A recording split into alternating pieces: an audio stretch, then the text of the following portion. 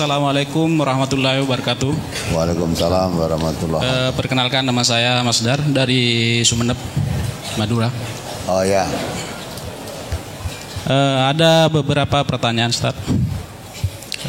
Di Indonesia ini ada beberapa ormas Islam, yaitu informasi dari Google sekitar 65.000 lebih ormas Islam. 65.000 lebih. Lihat di Google, entah valid atau tidak. Dari semua ormas yang ada ini, semua sudah mengklaim bahwa dirinya itu sudah menjadi ahli sunnah wal jamaah. Ahli sunnah wal jamaah. Sementara akhir-akhir ini kita juga bisa lihat di YouTube betapa memanasnya. Yang satu mengatakan bahwa saya adalah pasukan berani mati, sedangkan yang satunya mengatakan bahwa saya pasukan berani mati. Dari fenomena-fenomena ini, seperti kita ini yang masyarakat biasa yang keislamannya mungkin di bawah standar, Ustaz, bagaimana menyikapi ormas-ormas yang ada ini? Sebenarnya seperti apakah yang benar di dalam Islam itu? Ormas-ormas seperti apakah yang benar, yang sekiranya kita harus ikuti di dalam melaksanakan mungkin tuntunan yang benar di dalam Islam? Itu pertanyaan pertama. Kedua, mungkin pertanyaan kedua, Ustaz, masalah sholat. Sebenarnya sholat itu, sholat yang kita kerjakan tiap hari itu untuk siapa, Ustaz? Maaf, mungkin agak nyeleneh nih. Kalau misalkan salat itu untuk diri kita sendiri, bagaimana dengan bacaan iftitah, inna salati wa nusuki wa mahyaya wa mamati lillahi rabbil alamin? Salatku, hidupku dan matiku hanya untuk Allah, Tuhan seluruh sekalian alam.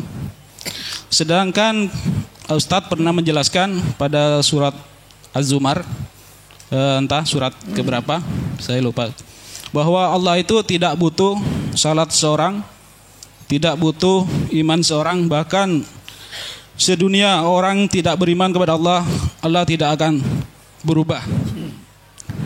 Begitu, Ustaz. Kemudian pertanyaan ketiga, Ustaz. Banyak manusia di dunia ini merasa kenal kepada Allah, bukan sebaliknya, malah dikenal sama Allah. Kadang kita ajak salat, ayo salat, dia bilang, kenapa saya harus salat? Wong saya sudah kenal, sudah dekat kepada Allah, gitu. Biasanya hal ini dimiliki oleh orang yang punya ahli kebatinan mungkin. Kemudian yang pertanyaan terakhir, Ustaz, masalah masjid. Kita ketahui bahwa masjid di dunia ini yang pertama dibangun adalah Masjid Haram di Mekah, kemudian Masjid Aqsa. Dan kita tahu bahwa masjid-masjid ini fungsinya yang kita tahu bahwa untuk sholat. Nabi diperintahkan sholat setelah umur, kalau tidak salah 40 tahun, waktu dia Isra Mi'raj. Yang ingin saya tanyakan, untuk apa masjid-masjid ini sebelumnya, Ustadz? Sebelum Nabi diperintahkan untuk sholat, seperti Masjid Aqsa di Palestina atau Masjidil Haram di Mekah ini. Begitu saja, Ustadz, pertanyaannya. Atas jawabannya terima kasih. Assalamualaikum warahmatullahi wabarakatuh. Waalaikumsalam warahmatullahi wabarakatuh. Siapa bisa menjawab pertanyaan ini? Yang ditanyakan itu betul, kenyataannya seperti itu kan. Umat Islam masa satu sama lain tantang-tantangan. Saya pasukan berani mati. Yang satu juga, saya pasukan berani mati. karena berani mati semua. Nah, jat tawur yang diundang Allah, Allahu Akbar. Gini ya, Allahu Akbar, perang podo-podo wong Islam. Apa kata Nabi? Kalau terjadi begitu, al-qatil wal maktul finnar. Kamu berani mati untuk seperti itu, berarti berani mati untuk masuk neraka. Kalau saya nggak berani mati untuk itu. Wah, berani mati kok perang sama orang Islam itu gimana? Lah kok sampai organisasi Islam sama Islam kok sampai terjadi itu tuh apa sebabnya? Ya, itu jelas jauhnya dari aturan Islam. Karena berselisih kalau sesama Islam jalan keluarnya itu jelas. Allah menjelaskan fa in tanaza'tum fi syai'in apa? Faruddu ila Allah wa rasuli. Kembali pada Allah dan Rasulnya. Kalau kembali pada Allah dan Rasul, tidak ada perselisihan umat Islam yang tidak bisa terselesaikan. Harus selesai. In kuntum tu'minuna billah, kalau kamu beriman kepada Allah. Nah, kalau sudah begitu tuh tentu tidak kembali pada Allah dan Rasul, tapi semua kembali kepada hawa nafsu. Maka hawa nafsu itulah ammaratun bisu, selalu menyuruh kamu kepada yang jelek. Masa berani mati untuk masuk neraka itu? Maksudnya jagoan, saya pasukan berani mati masuk neraka kok berani? Ya. Mestinya saya pasukan berani untuk menyapa lebih dahulu, karena Nabi kita mengatakan orang yang paling baik, yang mulia itu orang yang memberi salam lebih dahulu. Kalau jadi perselisihan atau sampai ya meneng-menengan, kita menegur dulu itu yang lebih baik. Kata Nabi, berselisih itu ya boleh, neng-nengan itu boleh, tapi selama 3 hari saja. Coba diakhiri dengan mati. Nah, kalau demikian itu kita kembali pada ayat. Coba dibaca surat Ar-Rum 31-32. Sebenarnya Quran sudah cukup lengkap sudah. Kalau memakai Islam betul, dunia ini aman sudah. Ya, dunia Indonesia apalagi yang katanya mayoritas beragama Islam, kalau mengaku Islam betul, mengamalkan Islam betul, mesti aman. Jangan semua mengklaim saya sudah ahlu sunnah wal jamaah, tapi prakteknya tidak ahlu sunnah. Ya, kita ngaku Quran sunnah, prakteknya tidak. Kalau nurut sunnah, orang Islam sama orang Islam itu haram darahnya, haram kehormatannya, haram hartanya. Al muslimu lil muslimi haramun damuhu wa irduhu wa maluhu. Haram. Kalau orang Islam sampai berkelahi itu jangan mengharap pahala, apalagi sampai mati, jangan merasa mati syahid, matinya finnar, masuk neraka. Itu kata Nabi. Orang Islam sama orang Islam sama-sama ya menghunus pedangnya, berkelahi, mati, al-qatil wal maktul finnar. Merendahkan orang Islam saja kata Nabi itu sejahat-jahat manusia kok. Ya dah. Itu orang yang paling jahat itu orang yang menghina saudaranya. Bihasbi mri'in minasyarri ayyaqira akhul muslim. Cukup orang itu menjadi jahat kalau dia menghina, merendahkan saudaranya sesama muslim. Nah, maka menjadi penjahat kok senang. Apalagi sampai berani mati untuk perang sesama muslim. Nah, itu calon masuk neraka kok berani. Apa dianggap kamu jagoan gitu? Enggak, kasihan gitu itu. Kasihan. Maka dibaca ayatnya. Surat Ar-Rum nomor surat 30 ayat 31 dan 32.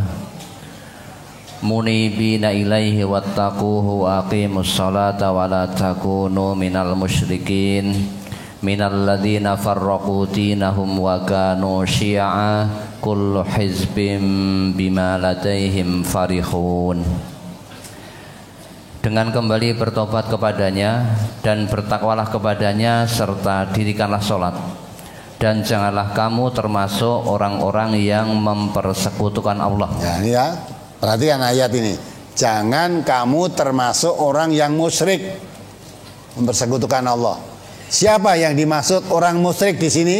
Terus ayat lanjutannya. Yaitu orang-orang yang memecah belah agama mereka, dan mereka menjadi beberapa golongan.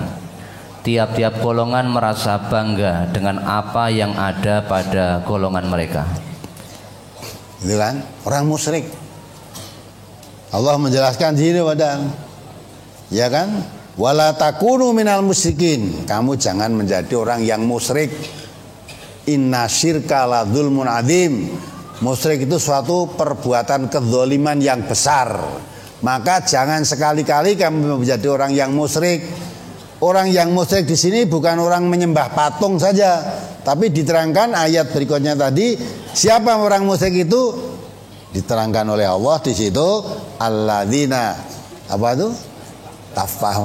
Tafarraqu dinahum. Orang yang memecah belah agamanya, ya, menjadikan bergolong-golong, berpartai-partai. Kullu hizbin bima ladaihim farihun.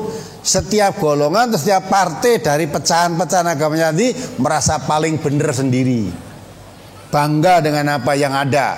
Selain golonganku semuanya salah, semuanya sesat, saya yang calon ahli surga.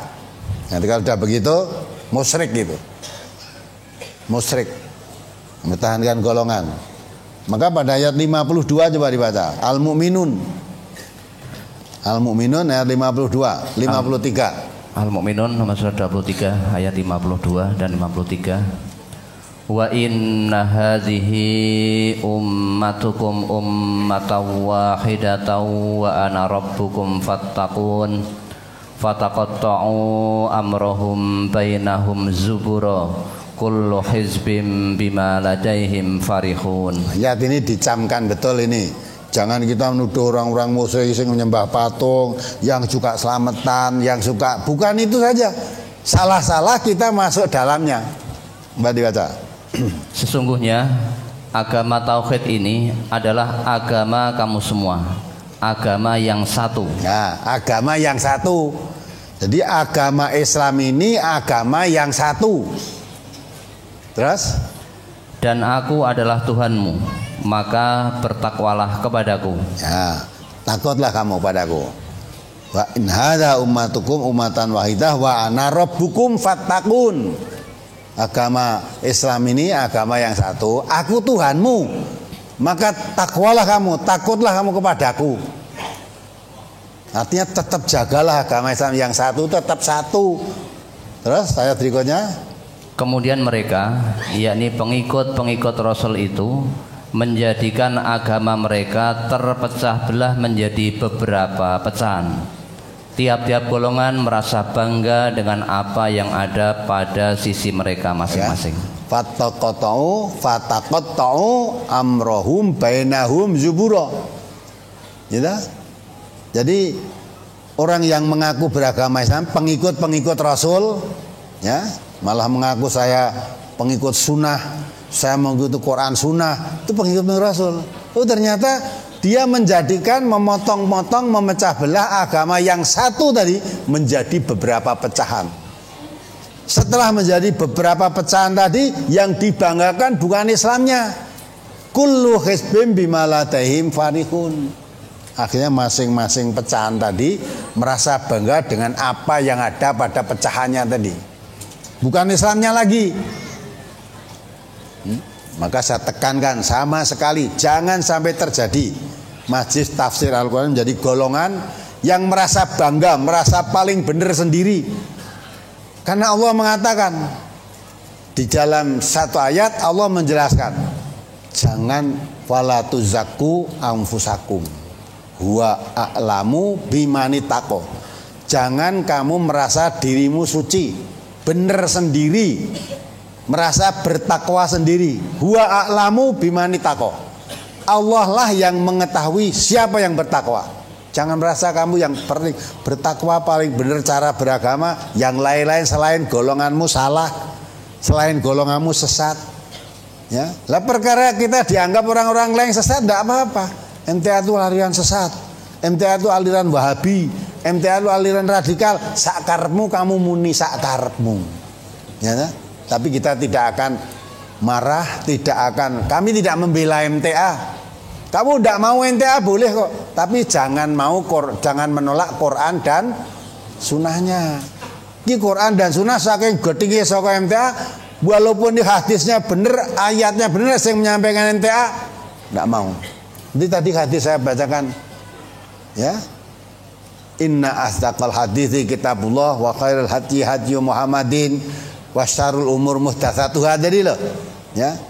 Sebaik-baik ucapan itu Al-Quran, sebaik-baik petunjuk Rasulullah. Ya, sejelek-jelek urusan ibadah yang diada-adakan. Setiap ibadah yang diada-adakan bid'ah. Tiap bid'ah sesat, sesat masuk neraka. Ini hadis Nabi. Kalau yang menyampaikan MTA, lo MTA bid'ah ke wong, ini salah kupingnya, itu salah dengar. Ya. Ini hadis Nabi. Ya, maka jangan sampai MTA terus kabeh wong bid'ahke awake dhewe sing paling bener. Dustu hadis Nabi ini dibaca itu mengenai kita juga. Kalau kita melaksanakan ibadah yang tidak nurut contoh, itu bid'ah yang kita lakukan. Kalau kita melakukan ibadah bid'ah, jangan harapkan surga. Kata Nabi, kullu bid'atin dhalalah wa kullu dhalatin fin nar, masuk neraka. Maka kita mengerti itu hadis Nabi, nah, terus kita berusaha teliti ibadah kita itu ada bid'ahnya enggak. Kalau ada segera berhenti, ikuti sunnah. Nah, orang yang enggak suka, mosok ngaji kok merangkai bid'ah saja. Ya. Lah memang bid'ah itu ada kaitannya dengan sunnah. Kalau ibadah tidak sunnah berarti bid'ah. Kalau ibadahnya tidak bid'ah berarti mengikuti sunnah, itu loh. Tidak bisa itu diterangkan satu tok. Nah, makanya sehingga kalau kita menjadi sekarang MTA itu sedang tumbuh di mana-mana seluruh Nusantara ini. Itu kemarin saya dapat berita dari saudara kita Pak Heru Siswanto itu, alhamdulillah. Kalau kemarin Indonesia itu dari Sabang sampai Merauke yang belum ada Hana Sabang. Sekarang sudah ada perintisan, katanya di Sabang sudah ada kelompok kajian jumlahnya 16 orang. Di Sabang sudah ada. Dan 16 sithik wong Sabang ingat penduduknya yang wong sithik, ya ta? Sithik. Alhamdulillah sudah ada itu. Ini nanti dari Sabang sampai Merauke berjajar pulau-pulau. Itu ada MTA-nya semua. Ya ta? MTA bukan merupakan golongan tersendiri, tapi bagian dari umat Islam yang satu tadi. Umat Islam satu. Kamu MTA itu agamanya apa? Wong namanya MTA yang dipelajari Quran dan Sunnah. Ya jelas Islam. Gitu? Kalau Islam dengan ormas ini, ormas itu Islam. Itu saudara kita, bagian dari kita, sama-sama Islam. Lah kok beda pahami? Perkara beda paham itu bukan baru sekarang. Zaman Nabi pun sudah ada perbedaan pendapat, ya.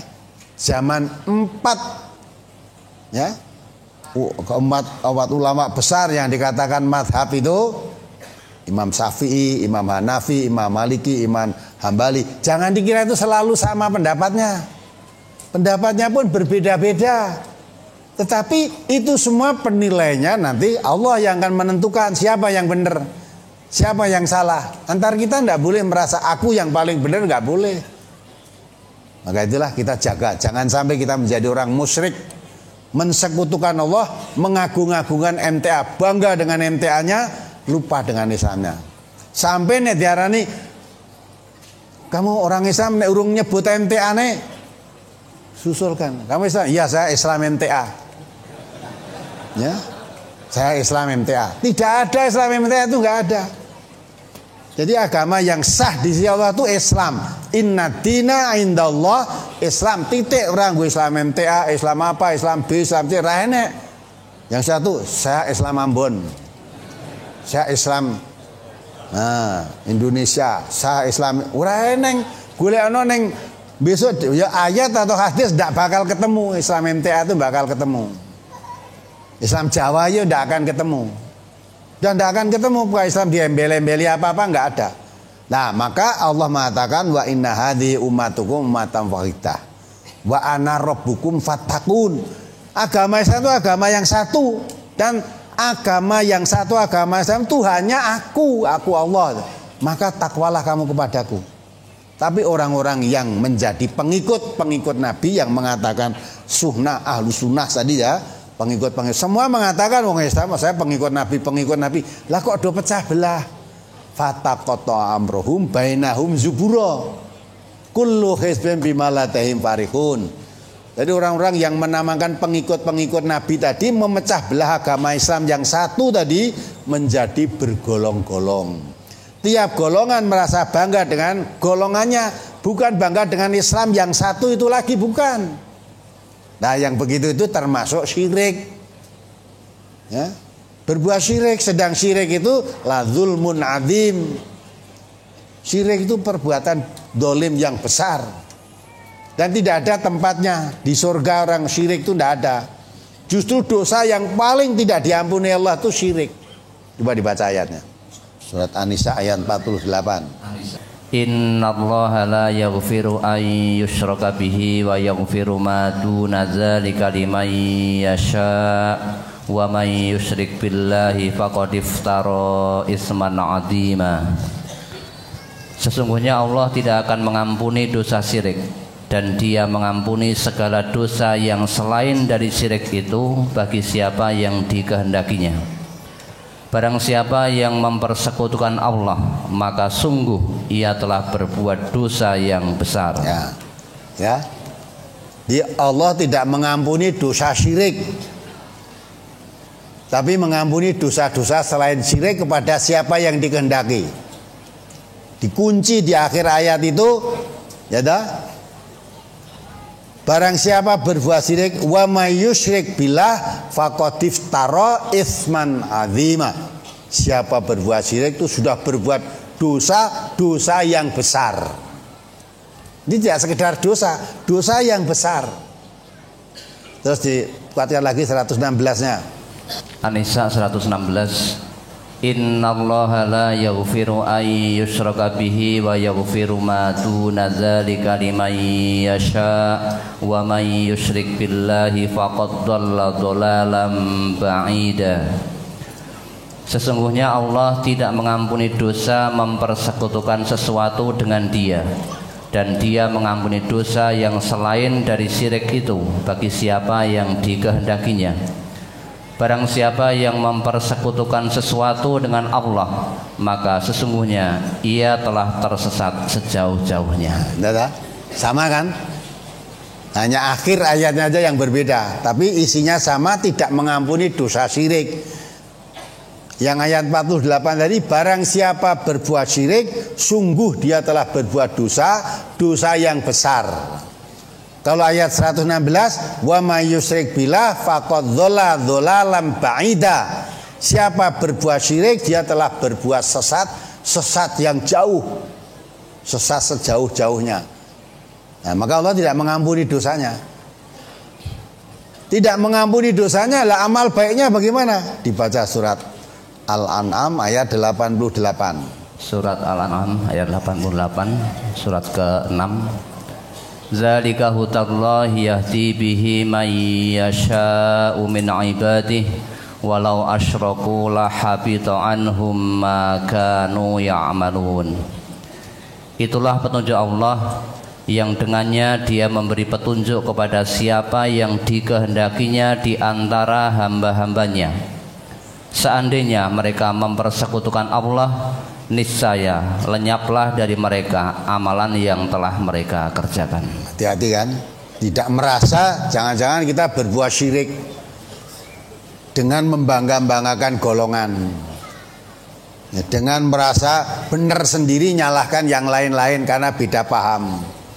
Semua orang harus seperti kita, nggak bisa itu. Apa jaminan kalau kamu benar sendiri mesti kamu yang masuk surga? Karena tidak ada yang masuk surga kecuali orang yang benar. Nanti jadi Yahudi dan Nasrani berolok-olokan.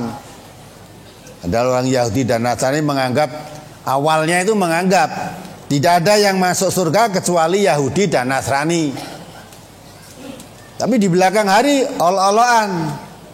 Waqalatil yahudu laisatin nasara ala syai'. Wa qalatin nasara laisatil yahudu ala syai' wa hum yatlunal kitab. Orang Yahudi mengatakan orang Nasrani itu omongannya tanpa dasar itu. Nasrani balas yang tanpa dasar kebenaran itu ya Yahudi itu. Padahal kedua-duanya membaca kitab-kitabnya sama. Taurat, Injil itu akhirnya sama. Ya, syariatnya Injil itu mengikuti syariat Taurat. Ayat berikutnya orang-orang yang tidak mengetahui akan sama seperti itu. Podo-podo Islami, podo-podo baca Quran. Yang satu mengatakan mengklaim yang gak masuk surga golonganku. Kalau golonganmu itu sesat. Ya. Yang satu mengatakan yang sesat itu kamu. Yang masuk surga itu golonganku. Ya. Nah itulah. Itu sudah memecah belah agama Allah. Itu tidak disadari. Kalau kamu begitu tuh kamu berbuat syirik. Tidak saja diampuni dosamu, malah semua amal kebaikanmu habitat a'maluhum, rusak semua amalnya. Maka tidak akan masuk surga. Orang musyrik itu, amalnya rusak semua, dia jelas tempatnya itu di neraka. Na'udzubillah. Maka jangan sampai, ya, jangan sampai. Coba dibaca sekali ayat surat Al-Maidah ayat 72 itu. Jelas ini. Surat Al-Maidah nomor 5 ayat 72. Laqad kafaral ladzina qalu innallaha wal masih ibnu Maryam wa qala al masih ya bani Israil a'budullaha rabbi wa rabbakum innahu may yusyrik billahi faqad harramallahu alaihil jannata wa ma'wahun nar wa ma lidzalimina min ansar. Sesungguhnya telah kafirlah orang-orang yang berkata, sesungguhnya Allah ialah Al-Masih putra Maryam. Padahal Al-Masih sendiri berkata, hai Bani Israel, sembahlah Allah Tuhanku dan Tuhanmu. Sesungguhnya orang yang mempersekutukan sesuatu dengan Allah, maka pasti Allah mengharamkan kepadanya surga dan tempatnya ialah neraka. Tidaklah ada bagi orang-orang zalim itu seorang penolong. Ya kan? Wa may yusyrik billah faqad harramallahu alaihi jannah. Ya. Wa ma'wahu nar. Siapa berbuat musyrik kepada Allah, pasti dia masuk neraka dan haram untuk masuk surga. Di situ kan haramallahu alaihi jannah. Allah mengharamkan bagi orang musyrik itu di surga, haram. Nah, tempatnya di mana? Di neraka. Rusak amal semuanya, dosanya tidak diampuni, tempatnya di neraka. Masa itu akan kita pakai rebutan? Kita rebutan untuk masuk neraka. Gitu? Jangan menganggap kita begitu tidak apa-apa, itu kita termasuk berbuat syirik. Jadi orang musyrik itu bukan orang yang menyembah patung, ya, percaya hari baik, termasuk gagak menyelamatkan, gagak ngabari bahaya. Bukan hanya itu saja, termasuk ternyata orang-orang yang mengatakan diri yang jadi pengikut Rasulullah SAW itu pun bisa terjebak ke dalam syirik kalau kamu menjadikan agama Allah yang satu ini, kamu jadikan berpecah belah, menjadi bergolong-golong. Setiap golongan merasa bangga dengan golongannya sendiri, merasa benar sendiri. Selain golongannya salah, selain golongannya sesat, berarti mengabaikan firman Allah, ya. Fala tuzakku anfusakum. Jangan merasa dirimu yang benar sendiri, merasa suci, ya, yang lain salah. Huwa a'lamu bimanit taqwa. Yang tahu siapa yang bertakwa itu Allah. Jadi kalau merasa saya lebih bertakwa dari saudara, ya, tidak bisa itu. Yang paling tahu takwa itu Allah. Nabi aja tidak tahu kok. Nabi itu tidak tahu melihat ini orang bertakwa tidak tahu. Malah Nabi mengatakan at-taqwa huna, at-taqwa huna, at-taqwa huna. Menunjuk di dadanya 3 kali, takwa itu di sini. Tidak bisa dilihat pakaiannya. Tidak bisa dilihat. Jangan dikira putri-putri yang pakai kudung besar ditutup semua, jangan dikira itu orang bertakwa. Bisa kudung besar untuk delik ke susu ada kok. Iya. Di mall itu lah pernah di waktu ada. Sebenarnya saya ceritakan tuh di sini. Di Alfa. Mengapa? Dulu di Alfa itu ketika dulu sekarang yang jadi Carrefour itu dulu Alfa. Namanya swalayan ini jika dagangan ini nanti bayarnya carry. Lah kok waktu itu kita beli susu itu tidak boleh. Diambil sendiri tidak boleh. Nanti susunya ambil di penitipan barang Pak. Nah terus istri saya tanya, kenapa tuh? Biasa begini tidak boleh. Ya maaf Bu, maaf. Ya, ketika susu harganya naik mahal itu, ternyata ada maaf pula paling maaf karena istri saya kan berkerudung. Jadi ada wanita yang pakai kerudung besar, ternyata di sini ndeleke susunya di. Ya, susu yang itu dibeli itu lah. Jadi orang di toko nih didelekke lah. Dari situ terus tidak boleh ambil sendiri. Nah orang itu apa bertakwa dia? Tidak, maka tidak bisa dilihat pakaiannya. Jangan dikira yang pakai jubah-jubah terus ketu putih-putih itu orang bertakwa. Ya, yang tidak berketu rambutnya gondrong itu bukan orang bertakwa. Islam itu gondrong boleh enggak toh?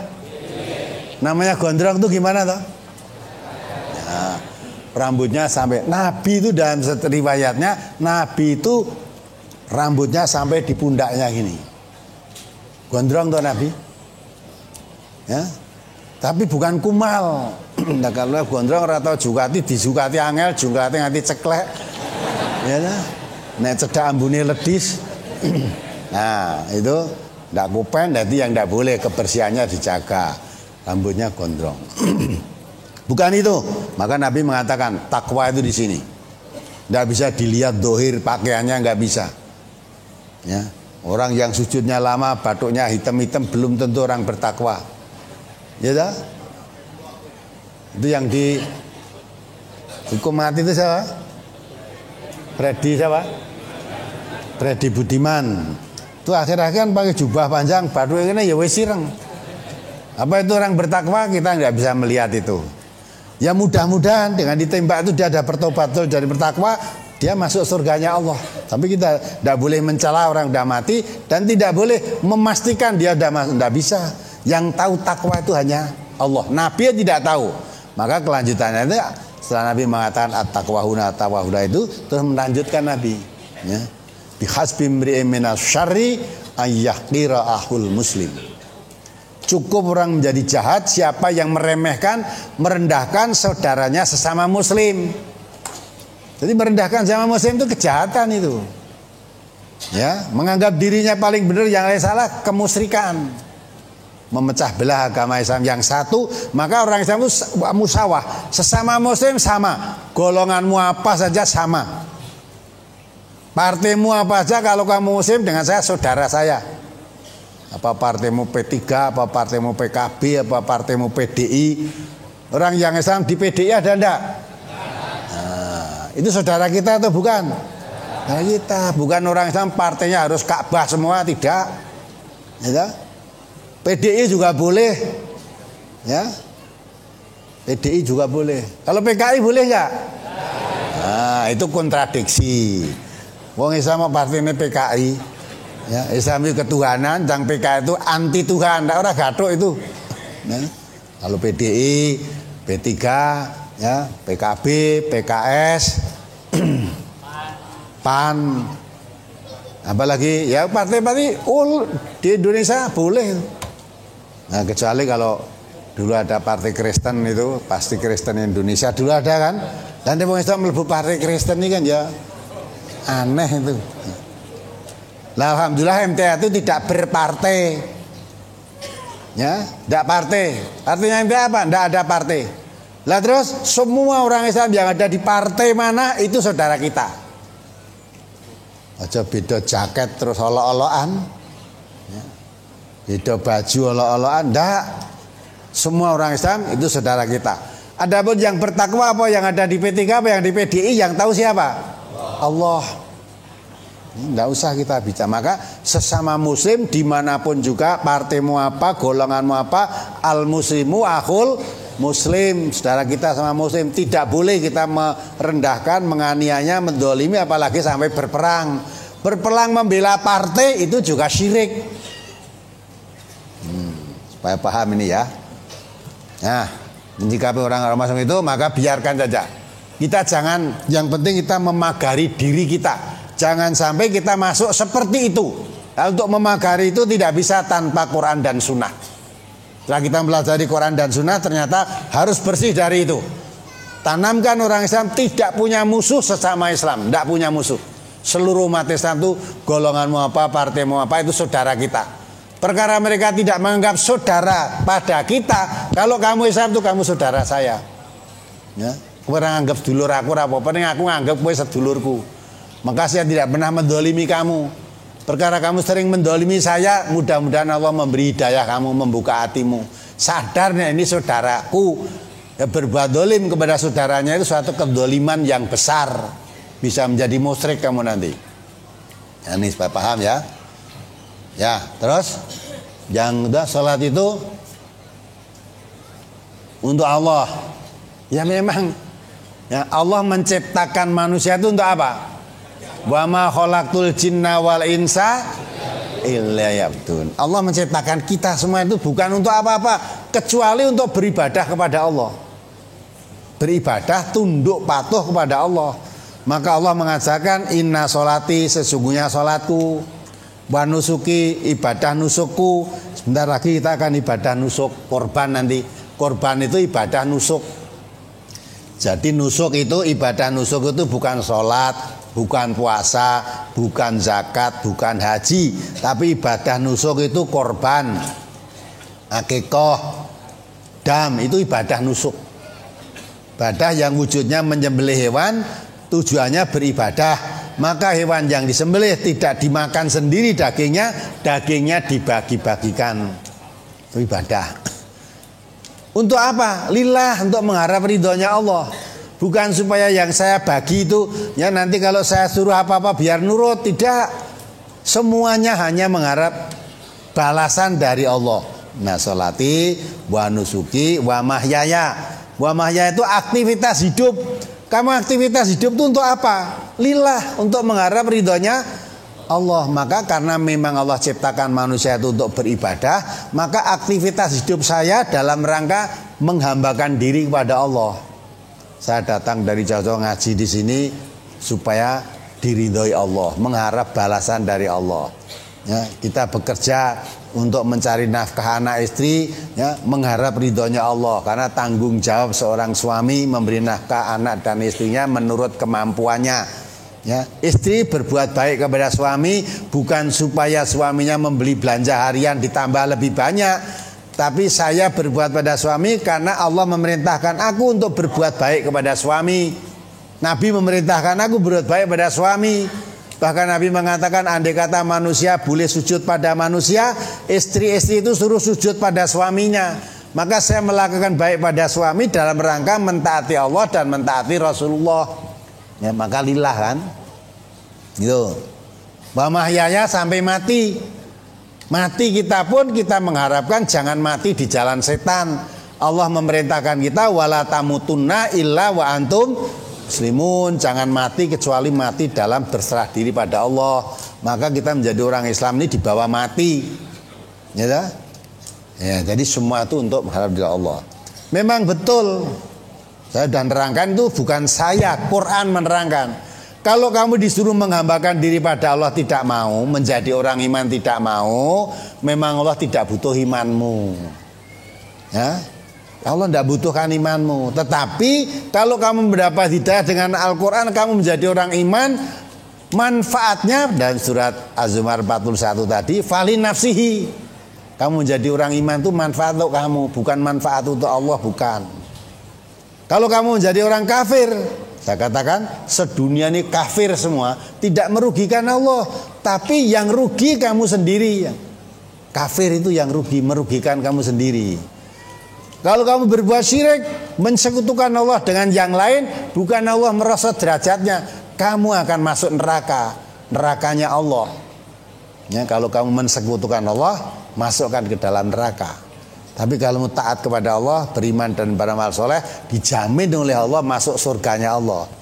Itu maksudnya inna sholati wa nusuki wa mahyaya wa mamati lillahi rabbil alamin, itu tidak ingin penilaian manusia, hanya mengharap penilaian Allah. Maka kalau sudah melaksanakan perintah Allah, boleh manusia senang, boleh manusia tidak senang.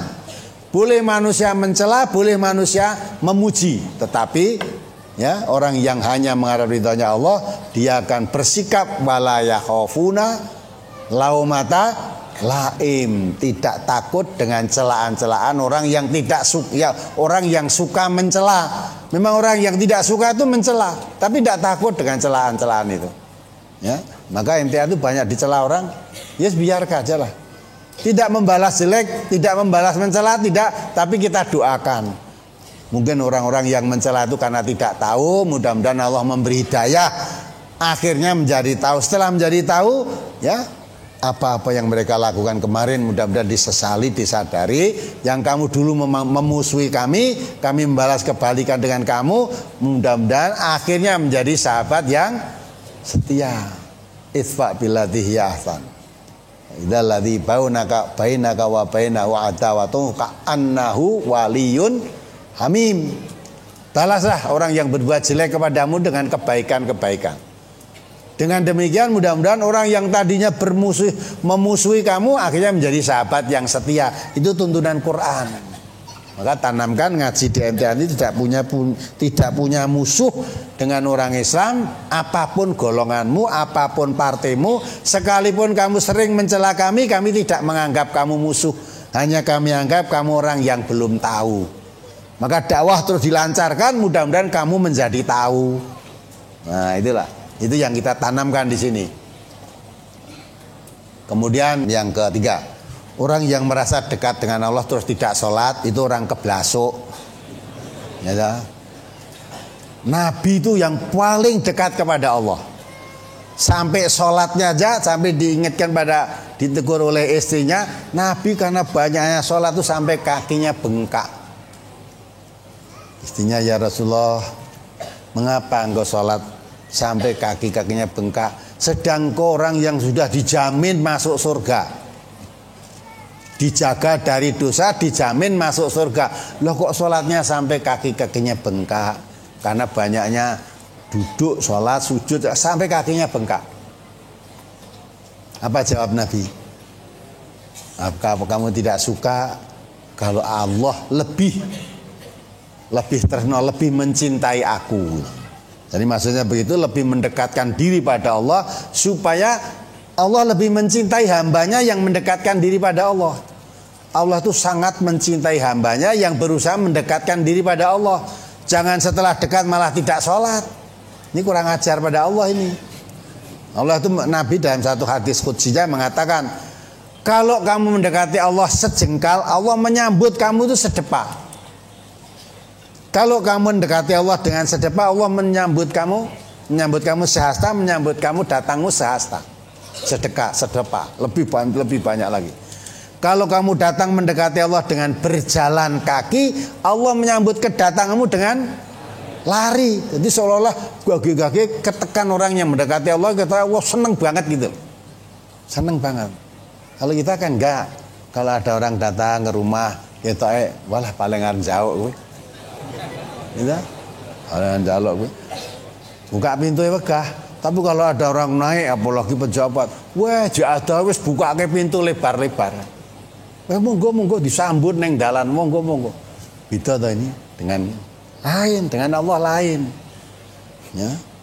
Maka dari itulah orang yang paling dekat pada Allah itu Nabi. Sedang Nabi sholatnya sampai begitu.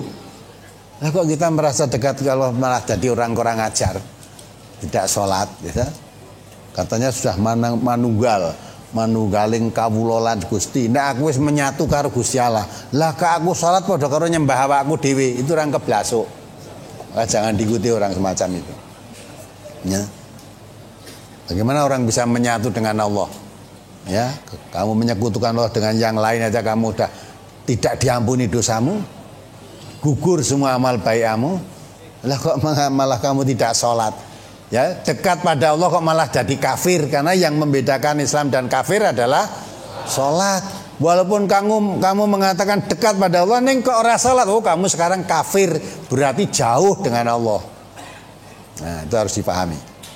Yang terakhir ya, untuk apa masjid sebelum ada perintah sholat ketika Isra Mi'raj? Tentang perintah Nabi Muhammad itu, wong Nabi yang terakhir kok.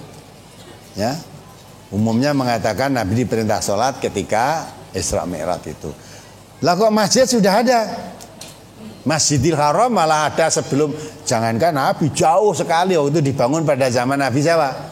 Ibrahim. Itu justru dikatakan rumah ibadah yang pertama kali dibangun di dunia ini ya Masjidil Haram yang dibangun Ibrahim itu. Nah, untuk apa Masjidil Haram? Ya untuk ibadah. Ya. Jadi agama yang dibawa Nabi Ibrahim, yang dibawa Nabi Musa, Nabi Isa, Nabi semua Nabi sampai Nabi Muhammad itu semuanya agama Islam, mesti sholat, ibadah. Lah bentuk sholatnya namanya ibadahnya, ya ibadah yang diajarkan oleh Nabi Muhammad, diperintahkan oleh Allah kepada Nabi Muhammad kepada umatnya itu 5 waktu itu, 5 waktu. Lah ibadah nabi-nabi yang lain tidak sama dengan ibadah kita. Bagaimana ibadah nabi mereka, nabi-nabi yang dulu bagaimana?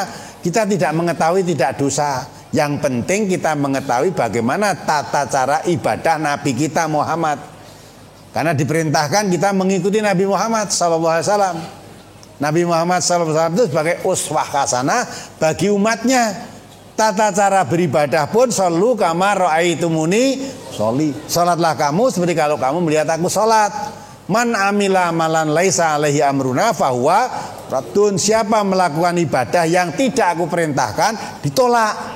Maka kita harus faham betul tata cara ibadah yang dicontohkan Nabi kita Muhammad SAW. Seperti apa harus kita pahami betul, kita ngaji. Perkara sholatnya Nabi Ibrahim, sholatnya Nabi Musa, sholat Nabi Daud, sholat bagaimana kita tidak tahu, tidak apa-apa, tidak dosa kita. Nah, itu dah. Tapi jelas semua nabi-nabi itu sholat, ibadah maksudnya. Nah, sholatnya bagaimana kita tidak tahu. Karena Nabi itu hakikatnya mengajarkan Islam. Seluruh Nabi mengajarkan Islam. Lah yang paling sempurna Islam yang diajarkan Nabi Muhammad. Maka Nabi Muhammad menggambarkan, andai kata Islam itu saya gambarkan seperti bangunan. Bangunan itu sudah jadi semua. Sudah jadi. Tinggal satu batu merah yang belum dipasang. Wes karek kurang satu batu merah tok. Semua sudah jadi sudah. Nah, Nabi mengatakan saya yang menjadi batu merahnya, yang kurang satu tadi saya. Maka Nabi datang membawa ini merupakan penyempurna agama-agama yang sudah diajarkan oleh Nabi yang dahulu. Agama apa? Agama Islam. Ya, agama Buddha, agama Hindu, agama Kristen, agama Konghucu itu tidak ada dalam Islam. Yang ada Islam itu agama itu hanya Islam. Nah, lah ada pun agama-agama yang lain Islam pun mengajarkan kita hormati mereka, jangan dipaksa untuk masuk Islam. Ya, la ikraha fiddin, tidak ada paksaan masuk Islam, itu enggak ada. Nah, ada orang yang tidak agama lain, lakum dinukum waliyadin. Indah sekali Islam itu. Tidak pernah memaksa orang untuk masuk Islam, tidak pernah mengganggu orang yang tidak Islam untuk melaksanakan agamanya. Tidak pernah mengganggu. Kamu orang Kristen tiap hari Minggu ke gereja, silahkan ke gereja. Kamu ke kelenteng, silahkan ke kelenteng. Tidak pernah kita mengganggu. Orang Islam tidak pernah mengganggu. Ya. Malah dilindungi kok, zaman Nabi kan ada tuh. Orang yang non muslim hidup di pemerintahnya dilindungi. Kalau dia mau mentaati aturan-aturan Islam, aturan-aturan di negeri itu, walaupun ya tidak mau sholat, tidak mau zakat, tidak apa-apa. Tapi kamu sebagai orang non muslim, kafir, hidup di pemerintahan Islam, kamu wajib bayar pajak. Pajak. Karena kamu dari menghirup udara dari itu, tanah dari itu, apapun dari negeri itu, kamu bayar pajak. Kalau orang Islam hidup di negeri yang berlaku syariat Islam tidak wajib bayar pajak, tapi wajib apa? Zakat. Pajak tidak ada orang Islam pajak. Loh, kita itu ya zakat ya pajak. Iya. Kamu hidup di mana? Nah, kita hidup di negeri Republik Indonesia ini, ya. Yang menurut agama Islam kamu berkewajiban zakat. Menurut negeri Republik Indonesia kamu berkewajiban pajak. Nah, sekarang ini sedang rame-rame apa? TA, teks amnesti pajak. Kalau kamu tidak bayar pajak dihukum, hukuman pemerintahan nanti. Ya, kalau tidak mau membayar zakat dihukum oleh Allah nanti. Maka yang orang Islam yang baik hidup di negeri ini, jadilah orang Islam yang baik, taati peraturan agamanya. Jadilah warga negara yang baik, taatilah peraturan negaranya. Indah tak Islam itu ngajarkan, tidak suruh menentang, enggak, taati peraturan negara. Ya, saya rasa cukup. Sehingga masjid-masjid yang sudah ada sebelum Nabi Muhammad itu semua digunakan untuk ibadah. Masjidil Haram, Masjidil Aqsa. Masjidil Aqsa dibangun Nabi belum ada itu, ya. Lainnya Masjid Nabawi itu dibangun zaman Nabi itu, Nabi Muhammad.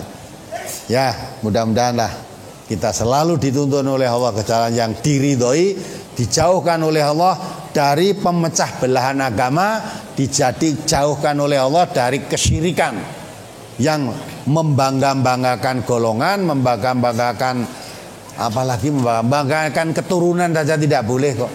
Membangga-banggakan keturunan itu kata Nabi, derajatmu hanya seperti wong pemakan tai, pawong breng itu lah.